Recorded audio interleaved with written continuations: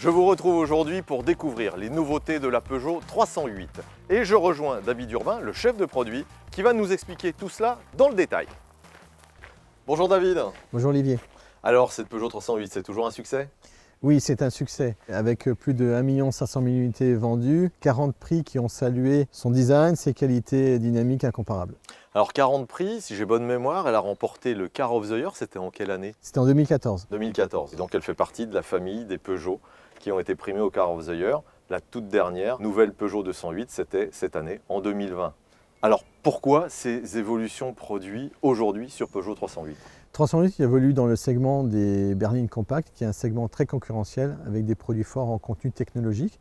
Afin de maintenir un produit toujours aussi attractif, il nous a paru important, pour garder l'attractivité de la voiture, de proposer un combiné 100% numérique disponible sur tous les niveaux de finition. Cette teinte ne me dit rien sur Peugeot 308, c'est une nouvelle teinte? Elle est inédite sur 308, nos clients l'ont déjà découverte sur la nouvelle 208, la nouvelle 2008. C'est le bleu Vertigo.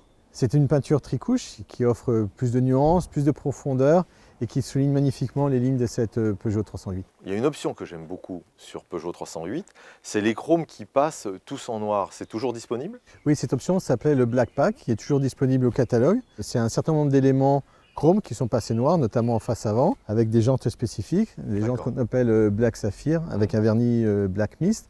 Et sur 308 SW, il y avait également les barres de toit qui étaient chrome qui passent noir satin. Et là, on est sur une version GT, c'est ça? Alors pour être plus précis, cette version est une version GT Pack. Alors GT Pack, par contre, ça c'est nouveau, c'était pas dans la gamme. Oui, 308 inaugure une nouvelle montée en gamme de design, d'équipement. Cette nouvelle gamme sera structurée autour de 3 niveaux de finition, Active, Allure et GT.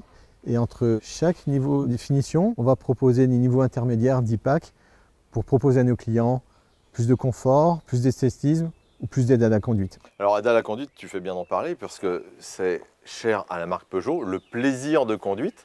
Et ce que je te propose, on a 2 Peugeot 308 à notre disposition, eh bien on va les essayer ensemble et puis on se retrouve tout de suite sur la route.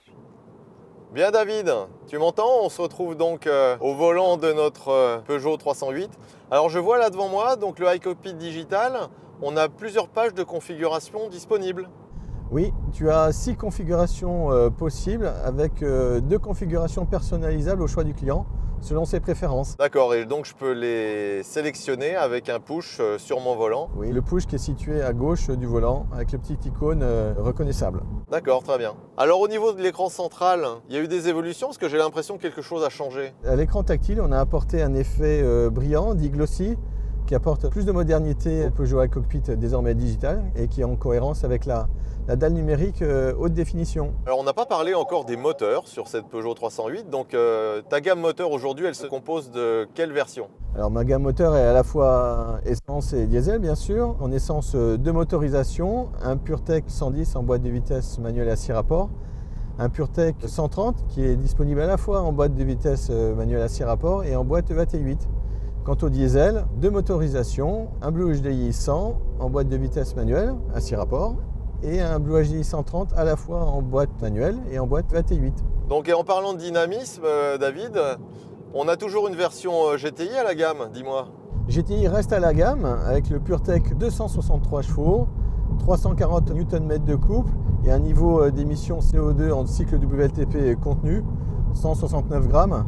Donc ce qui reste dans la catégorie en termes de rapport poids-puissance pour nos clients qui recherchent de la performance, un excellent compromis qui en fait toujours une des meilleures berlines sportives sur le segment. Ok, donc ça c'est une bonne nouvelle. Au niveau de la gamme justement, tu nous as parlé de 3 nouveaux niveaux de finition. Est-ce que tu peux nous en dire plus sur les équipements disponibles? Tout à fait, avec cette nouvelle structure de gamme, chaque niveau de finition va s'enrichir avec des équipements de série. Alors pour te donner quelques exemples, Active aura désormais le pack visibilité de série. Sur Allure de série, le pack Safety Plus.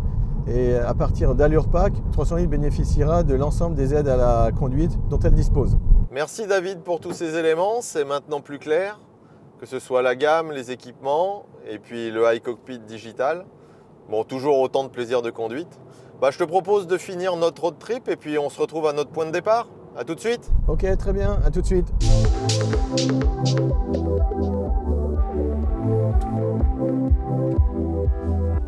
Bon, eh bien David, je comprends mieux pourquoi cette Peugeot 308 reste l'une des références du segment en termes de confort, comportement, son équilibre, son plaisir de conduite. Et puis à tous, eh bien, je vous donne rendez-vous très prochainement, je l'espère, au volant de cette Peugeot 308 avec son iCockpit digital. Et je vous dis à très bientôt. Salut!